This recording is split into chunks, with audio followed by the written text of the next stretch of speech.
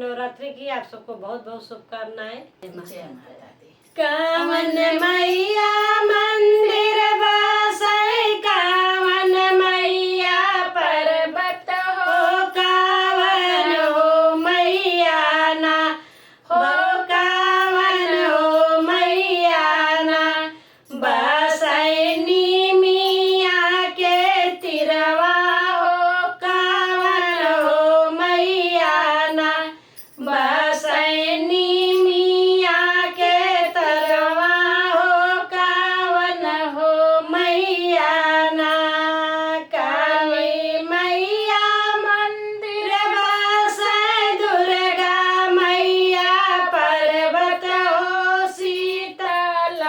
मैया ना हो, शीतल हो मैया ना बसै निमिया के तिरवा हो, शीतल हो मैया ना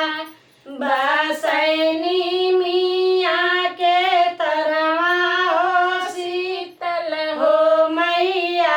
ना कावन मैया हाथी आवे, कावन मैया शेरवा हो, कावन हो मैया ना हो, कावन हो मैया ना आवे गदा सवरिया हो, कावन हो मैया ना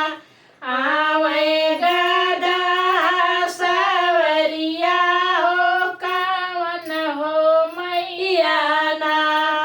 काली मैया हाथी आवे, दुर्गा मैया शेरवा हो, शीतल मैया ना हो, शीतल मैया ना आवे गदा सवरिया हो, शीतल मैया ना आवे गदा सवरिया हो, शीतल मैया ना कावन मैया धन देली, कावन मैया सुहगवा हो, कावन हो मैया ना हो,